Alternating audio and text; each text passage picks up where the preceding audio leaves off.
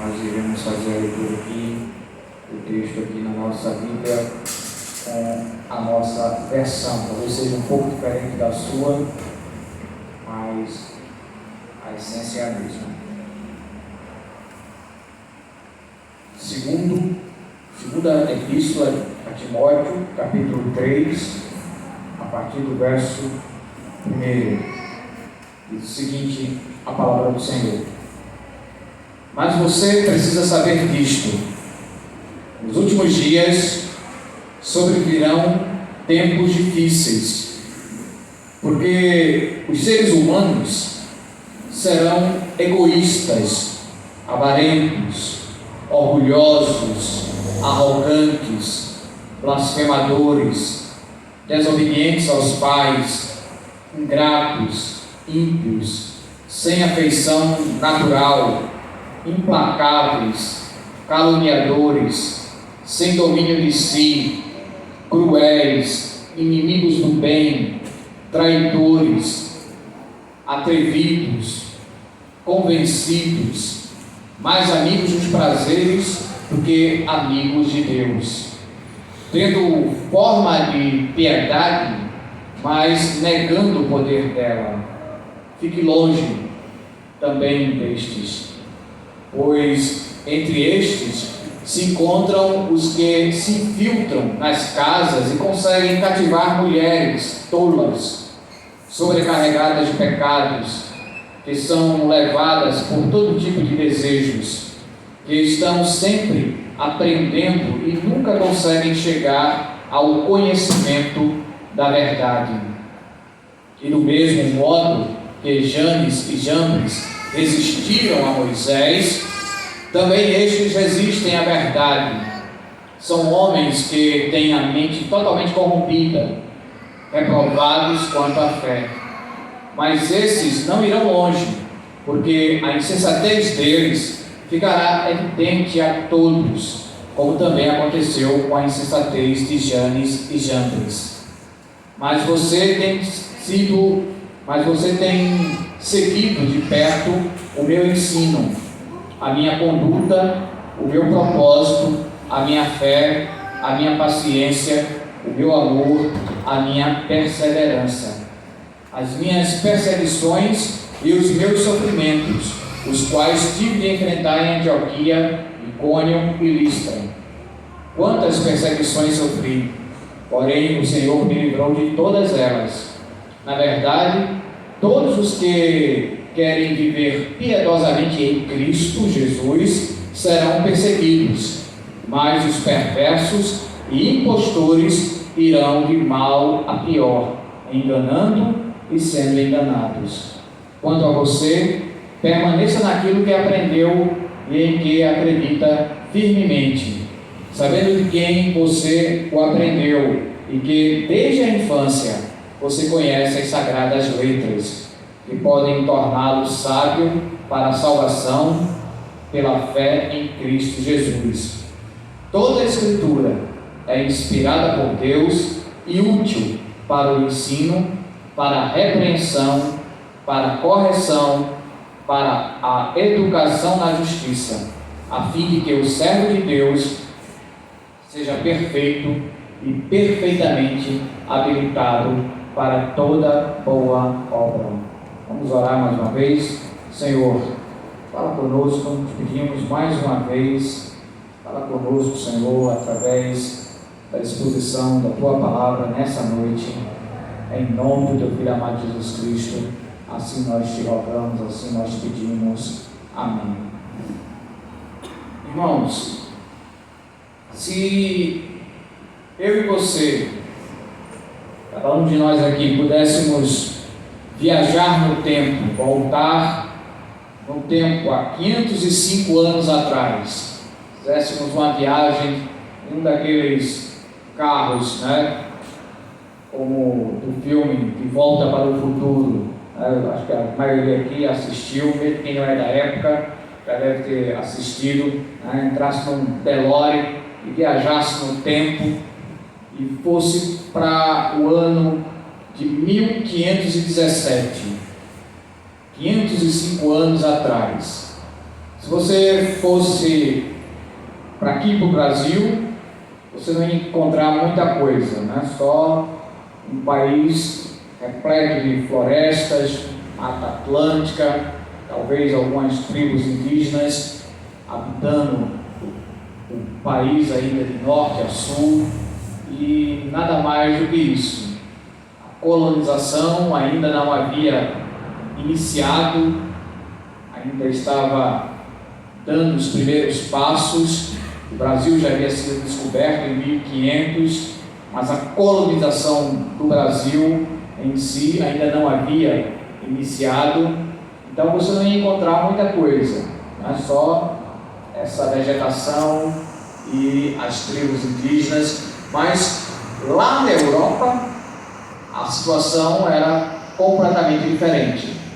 Há 505 anos atrás, na Europa, as cidades estavam fervilhando. Havia pessoas buscando conhecimento por todos os lados. A ciência, a cultura estava se difundindo em todos os lugares. Havia uma busca incessante por conhecimento e as tecnologias já estavam bem avançadas para a época. Basta ver, por exemplo, as grandes navegações que começaram justamente durante esse período aí, entre o final, a metade de 1450 até 1500, 1600.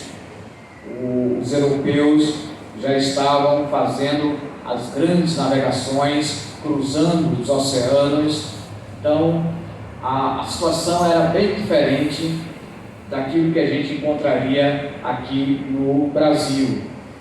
Mas havia uma coisa que, por mais que você procurasse, dificilmente você iria encontrar. Não sei quantos sabem aqui, mas se você chegasse em 1517, 505 anos atrás, na Europa, e procurasse, mesmo nas grandes cidades ali, de Paris, Londres, da Alemanha, a Portugal, as grandes cidades, aquelas cidades estreitas da Idade Média, com becos, procurasse uma livraria, você dificilmente iria encontrar. Os livros eram algo raríssimo. Praticamente não havia livros para serem vendidos. Não havia livrarias como nós temos hoje. Isso era algo que os europeus daquele tempo não tinham. Para se ler um livro era necessário ir até uma biblioteca. E as bibliotecas também eram raras. As bibliotecas, as poucas bibliotecas que haviam, estavam nos centros acadêmicos, nas universidades, ou então nos mosteiros, nos seminários, onde os padres católicos eram formados. Era ali que você iria encontrar um livro para poder ler. E ainda assim, seria uma leitura difícil, porque a maior parte dos livros era escrita ainda à mão. O processo para produzir um livro durava, às vezes, meses, porque a pessoa tinha que fazer uma cópia do livro, letra por letra, escrever ali com a tinta, com a caneta, ali com a pena, letra por letra. Isso levava, às vezes, semanas, meses para produzir um livro. Então era extremamente difícil, extremamente raro encontrar um livro naquele tempo. Até a Bíblia, ela não era encontrada dessa forma que a gente tem aqui hoje, um livro assim, esse formato. Se você quisesse consultar a Bíblia, você ia ter que ir a uma biblioteca, em algum mosteiro, e pedir lá, se você tivesse acesso, que era pouco provável que você tivesse acesso, você ia ir lá e ia pegar um rolo de algum dos livros do Antigo Testamento ou do Novo Testamento. Os livros, eles eram divididos em rolos. Então você ia lá, pegava o rolo do profeta Isaías e consultaria então o livro do profeta Isaías. Isso se você tivesse acesso, porque a maior parte da população não tinha acesso, apenas os clérigos, apenas os sacerdotes tinham acesso à palavra do Senhor. Então, consultar a Bíblia naqueles dias era extremamente difícil, extremamente raro para um cidadão comum. Até que, por volta ali de 1439, uns 70, 80 anos antes do movimento da Reforma Protestante, Deus dá capacidade a um homem chamado Gutenberg para inventar algo que revolucionou aquele tempo, revolucionou o conhecimento, né? A dispersão do conhecimento naquele tempo, que foi a invenção da imprensa. Agora eu podia pegar as letras, colocar elas alinhadas, formando as palavras, depois colocar tinta nelas e com a folha de papel prensar elas, e aí sairia o texto completo ali naquela folha de papel. E eu poderia fazer isso repetidamente, várias vezes, e aí a produção dos livros de meses passou a apenas algumas horas. O primeiro livro produzido foi justamente a Bíblia. Foi a primeira obra a ser impressa por Gutenberg, foi a Bíblia. E foi também a ideia dele acrescentar aqui, para facilitar a procura, os capítulos da Bíblia, né? Alguns já tinham, e também os versículos para poder facilitar a busca, né? E também o processo de imprensa da Escritura. Então, Deus estava no controle absoluto de todas as situações, até mesmo na história. Tem muita gente que pensa que Deus, ele é simplesmente um velhinho que está sentado lá no seu alto sublime trono, olhando a humanidade lá do céu, e não interfere absolutamente em nada na história da humanidade. Mas saiba que Deus está rigorosamente no controle de todas as coisas. Deus é o Senhor da história. E foi Deus então que deu a capacidade, a inteligência a esse homem para produzir, né, essa máquina, a imprensa, porque foi através do uso da imprensa que alguns anos mais tarde a Reforma Protestante se tornou possível. Quando chega no ano de 1517, nós estivemos aqui pela manhã, ouvimos um pouco da história da Reforma, o pastor Robert Hall nos contou, né, em detalhes toda a história da Reforma. Quando chega em 1517, quando Lutero ele começa a estudar a palavra do Senhor, uma das coisas que facilitou a difusão das teses dele foi justamente a capacidade de poder imprimir folhetos, panfletos, para espalhar pela cidade, para que todos tivessem acesso àquilo que ele estava divulgando, as suas questões, as suas teses, e divergiam em relação à Igreja Católica Apostólica Romana, a igreja da qual ele mesmo fazia parte. Então, a invenção da imprensa foi algo extraordinário para a propagação da Reforma Protestante na Europa. E também, é claro, o amor que um homem, esse homem Lutero, teve pela palavra do Senhor. Ao ler a palavra do Senhor, o Espírito Santo de Deus o confronta com a verdade, e ele se sente incomodado com a verdade revelada na palavra e quer então debater, tudo aquilo que ele percebe, que ele vê, que está em desacordo com a palavra do Senhor. Ele então afixa as 95 teses na porta da Catedral de Wittenberg, na Alemanha, para despertar a discussão com toda a população, mas principalmente com o clero, com os padres, com a própria igreja. O amor à palavra de Deus estava no coração de Lutero. O mesmo amor que também, a mesma paixão também que estava no coração do apóstolo Paulo. Paulo, assim como Lutero e como tantos outros homens de Deus na história, tiveram um grande apreço à palavra do Senhor. Paulo, ele tinha um apreço tão grande em relação à palavra do Senhor, que a sua última carta, a sua última epístola, que foi justamente essa que nós acabamos de ler aqui, a segunda epístola a Timóteo, ele dá instruções preciosíssimas ao seu discípulo Timóteo em relação à palavra do Senhor. Paulo, ele, quando escreve essa carta, ele está preso. Ele foi preso em Roma duas vezes. Paulo esteve preso em Roma.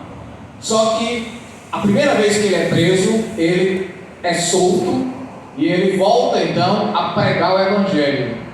Por volta ali do ano 64, mais ou menos, o imperador Nero, imperador reconhecido na história como um louco, toca fogo na cidade e coloca a culpa nos cristãos. E aí começa novamente uma perseguição a todos os cristãos. E entre esses cristãos está o apóstolo Paulo. Paulo é novamente preso, levado ao cárcere, e dali ele não iria sair mais. E ele já tendo a certeza de que dessa vez a sua prisão era definitiva e que ele não mais sairia dali, e se aproximando o dia da sua sentença, a sentença de morte a qual ele foi condenado, ele começa então a escrever cartas, e ele escreve duas cartas, duas epístolas para o pastor de Éfeso, Timóteo, que foi seu discípulo. E aqui no capítulo 3, esse texto que nós acabamos de ler, Paulo ele vai dar algumas instruções ao apóstolo, ao servo, discípulo dele, Timóteo, em relação aos falsos profetas. Veja o que ele diz aqui: mas você precisa saber disto: nos últimos dias sobrevirão tempos difíceis.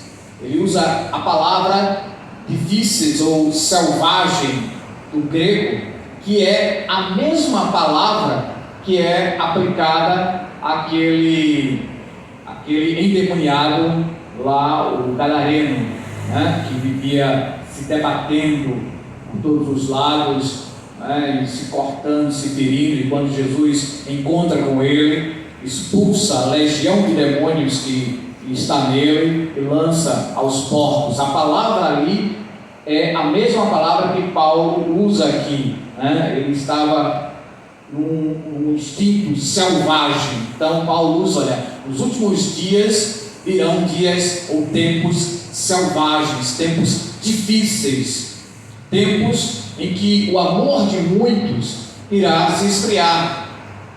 O amor de muitos irá se esfriar. Os homens serão egoístas, serão avarentos, orgulhosos, arrogantes, blasfemadores. Ele vai dar uma série de adjetivos para esses homens que virão nesses últimos dias. E preste atenção, muita gente pensa que quando Paulo está escrevendo a carta, ele está vislumbrando um futuro muito distante, mas não. A carta, ela está sendo escrita para Timóteo, e Paulo já está vislumbrando um futuro já muito próximo, muito já presente nos seus dias, porque a interpretação de Paulo e a interpretação das Escrituras com relação aos últimos tempos, aos últimos dias, se inicia a partir do momento em que Jesus veio a este mundo. 2000 anos para cá, nós estamos vivendo os últimos tempos. Nesses últimos tempos, de 2000 anos para cá, a fome, a miséria, a maldade dos homens, guerras, tudo isso só aumentou, aumentou e aumentou.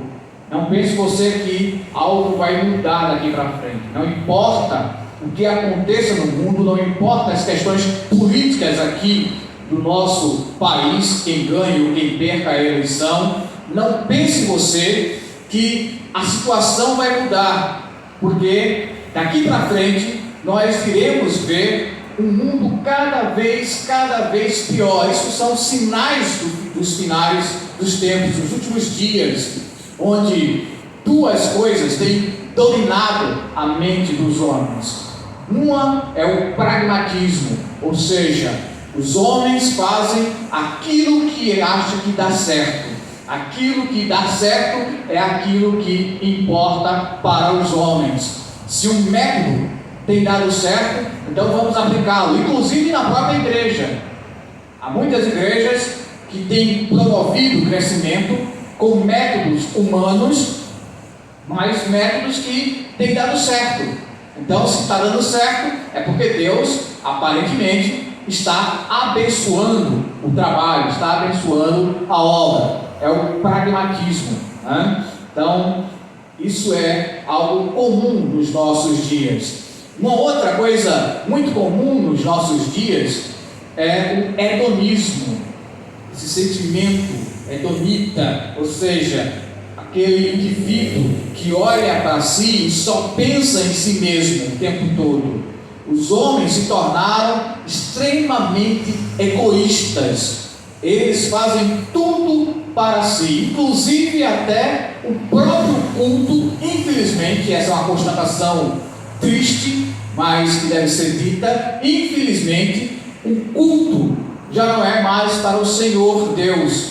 Há muitas igrejas que planejam o culto não pensando na adoração àquele que deve receber o culto, aquele que é digno de toda honra, de toda glória, de todo o nosso louvor, mas o culto ele é voltado para a satisfação das pessoas.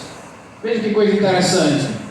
Então, quando eu faço a liturgia, quando eu penso em algo, nas músicas, até na mensagem que irei pregar, eu vou pensar naquilo que pode agradar ao meu público. Se algo agrada ao público, então eu prego. Se não agrada, eu não prego.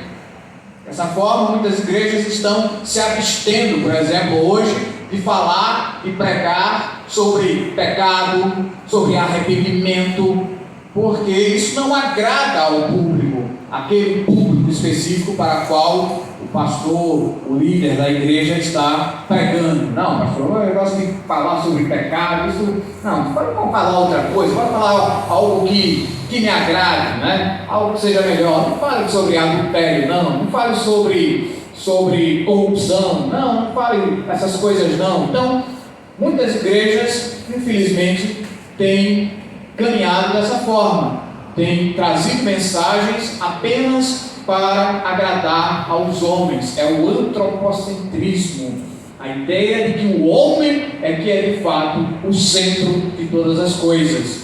Então, esses dois males têm dominado o mundo atual, o pragmatismo e o hedonismo. Esses dois males têm dominado o mundo atual, porque os homens, como disse aqui o apóstolo Paulo, os homens têm se tornado egoístas, avarentos, orgulhosos, arrogantes, blasfemadores, desobedientes aos pais, ingratos, ímpios, sem afeição natural, implacáveis, caluniadores, sem domínio de si, cruéis, inimigos do bem, traidores, atrevidos, convencidos, mais amigos dos prazeres do que amigos de Deus. Essa é uma característica da nossa geração atual. Homens mais amigos dos prazeres do que amigos de Deus. E aí Paulo diz, olha, se afaste desses homens, porque esses homens, Timóteo, esses homens, eles tendo a forma de piedade, eles vestindo-se como homens piedosos, eles negam o poder dela. Eles têm uma forma de piedade, eles estão presentes até hoje em dia em muitas igrejas, eles são líderes, eles são pastores, mas são falsos mestres, falsos pastores, e eles se vestem, se maqueiam, se fantasiam, né, de homens piedosos, mas na verdade não passa de falsos mestres. Portanto, Timóteo, fique longe, se afaste desses homens, pois eles vão se infiltrar nas casas, vão tentar cativar os nécios. Aqui ele usa um dos grupos, né, que era mais suscetível a esse tipo de influência dos falsos mestres na época, as mulheres. Eles vão se infiltrar nas casas e conseguem cativar mulheres tolas, sobrecarregadas de pecados. Isso era uma característica da época, mas isso também hoje pode ser aplicado a outros grupos, a muitos homens também que se deixam levar, né, por essas mensagens, por esses pastores, esses pregadores falsos de um evangelho distorcido, um evangelho completamente diferente daquilo que a palavra de Deus nos ensina. E eu fico pensando o seguinte: há 505 anos atrás, Lutero se levantou justamente contra tudo aquilo que ele viu de errado na igreja da qual ele fazia parte, a Igreja Católica Apostólica Romana. Ele viu e percebeu muitas dessas características ali na igreja da qual ele fazia parte, e ele promove um debate entre os clérigos e a sua atitude acaba desencadeando o movimento da Reforma Protestante. E 500 anos depois da Reforma, hoje, as igrejas que deveriam ter voltado aos trilhos, voltado a viver somente pela Escritura, esse é um dos pontos, é um dos fundamentos da Reforma, o sola Escritura, ou seja, somente a Escritura, agora começam a se desviar completamente e vivem um evangelho muito semelhante, muito parecido com aquele que era ensinado, que era pregado lá na Idade Média, entre os padres, entre os bispos da época. São falsos mestres que tentam iludir aqueles nécios, aqueles que não conhecem a palavra do Senhor, e tentam levá-los a uma verdade, a uma inverdade na verdade, né? Eles tentam distorcer a verdade. Por isso que Paulo diz assim, eles são levados por todo tipo de desejo, que estão sempre aprendendo e nunca conseguem chegar ao conhecimento da verdade. Eles vão ensinar, mas eles não conseguem chegar ao conhecimento da verdade, porque eles são maléficos mesmo. Eles são pessoas que sabem às vezes a verdade, mas distorcem a verdade para agregar para si maior número de pessoas. Infelizmente, essa é uma constatação dos nossos dias. E há muitos falsos mestres, muitos pastores nessa condição. Basta a gente ligar a televisão e aí você vai ver alguns desses pastores midiáticos pregando inúmeras heresias, coisas que estão completamente em desconformidade com a palavra de Deus, enganando e iludindo o povo e até fazendo aquilo que lá no passado também já foi feito. Ele dá aqui até um exemplo, né? Do mesmo modo que Janes e Jambres resistiram a Moisés, apesar da gente não ter esses dois nomes claramente nas Escrituras, lá no Êxodo, Janes e Jambres, os comentários e a tradição judaica diziam que os dois magos que transformaram a vara, né, em cobra, seguindo o mesmo exemplo de Moisés, eles se chamavam Janes e Jambres. Não sei quantos aqui lembram desse evento, né?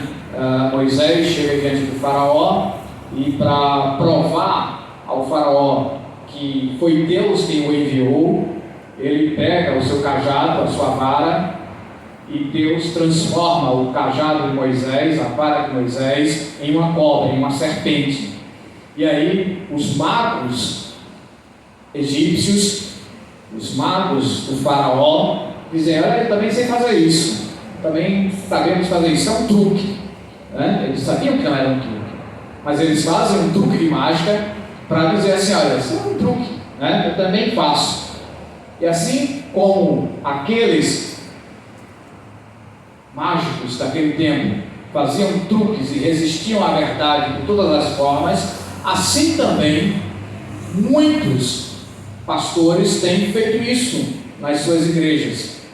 Truques de mágica, de ilusão, para tentar convencer as pessoas, né, de que ali o poder de Deus está sendo manifestado.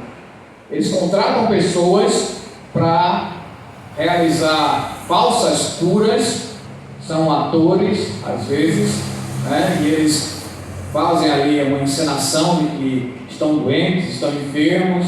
Daqui a pouco o sujeito fica pulando, correndo pela igreja, tudo com encenação completa, e muita gente se deixa levar por essa encenação, né? Isso não é algo típico, algo comum do nosso tempo, dos nossos dias, mas isso já acontecia há muito tempo. Não é que eles não conheçam a verdade do Evangelho, eles conhecem a verdade do Evangelho, eles sabem muito bem do Evangelho, mas eles propositalmente enganam o povo para tentar extrair o máximo do povo, né? Tentar ludibriar o máximo o povo que está ali seguindo. Então, Paulo diz para Timóteo: cuidado, porque isso é algo que acontece já há muito tempo. Do mesmo modo que Janes e Jambres resistiram a Moisés, também esses falsos mestres, eles resistem à verdade. São homens que têm a mente totalmente corrompida, reprovados quanto à fé. Mas esses não irão longe, diz ele, porque uma hora ou outra eles serão descobertos, uma hora ou outra eles serão confrontados com a verdade. Eu gosto de ver às vezes essas cenas porque na internet aparece muito, né, disso. E uma vez eu estava vendo um vídeo de um desses falsos mestres, desses falsos pastores, pregando e proferindo ali uma palavra profética, dizendo que havia alguém dentro do templo, dentro da igreja, que estava passando por uma situação assim, assada, e que ela tinha uma família, né? Alguém da família com nome tal, e isso, foi descrevendo características da pessoa, e tudo isso estava no Facebook da pessoa. Cada característica que ele escrevia, né? Aí o sujeito ia lá no Facebook e comprovava que tudo aquilo ali, na verdade, eram detalhes, informações que ele coletou no Facebook e agora estava proferindo ali como se fosse uma profecia vinda de Deus, né? E as pessoas ficavam impressionadas com tudo aquilo. Então, tudo uma grande armação. Então, eles, uma hora ou outra, eles serão desmascarados. como diz aqui o apóstolo Paulo. Mas esses não irão longe, porque a insensatez deles ficará evidente a todos, como também aconteceu com a insensatez de Janes e Jambres. E aí então Paulo, ele continua a sua exortação dizendo: olha, mas você Timóteo, tem seguido de perto o meu ensino, a minha conduta, o meu propósito, a minha fé, a minha paciência, o meu amor, a minha perseverança, as minhas perseguições e os meus sofrimentos, os quais tive de enfrentar em Antioquia, Icônio e Listra. Paulo, ele vai descrevendo a característica primeiramente de Timóteo. Ele conhecia Timóteo, ele sabia que Timóteo havia sido instruído na palavra do Senhor, né, por sua mãe e por sua avó, e também através dele próprio, do próprio apóstolo Paulo, né, ele foi discípulo do apóstolo Paulo, e ele sabia que aquele jovem pastor de Éfeso, ele tinha base, ele tinha fundamento bíblico, fundamento das Escrituras. Mas, como todos que querem viver segundo aquilo que as Escrituras ensinam, ele teria que passar por perseguições. Ele diz: olha, você foi instruído na fé, na paciência, no amor, na perseverança, mas você também sabe, você também deve ficar atento que ao viver o verdadeiro Evangelho, ao pregar o verdadeiro e genuíno Evangelho, você sofrerá perseguições, você passará por sofrimentos, como eu passei, né?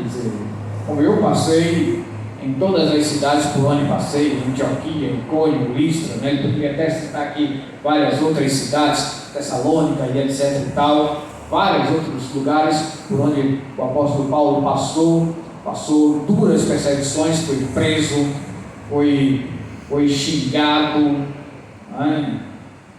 Sofreu escárnio. Paulo foi perseguido de todas as formas por pregar o Evangelho genuíno, o Evangelho verdadeiro. Por isso, se um crente ele está pregando o Evangelho genuíno, se ele está vivendo o Evangelho genuíno de Cristo, não se admire, não se espante se ele passar por perseguições, seja no trabalho, na escola, na faculdade, entre os seus familiares. Ele vai sofrer perseguições. Ele só não vai sofrer perseguições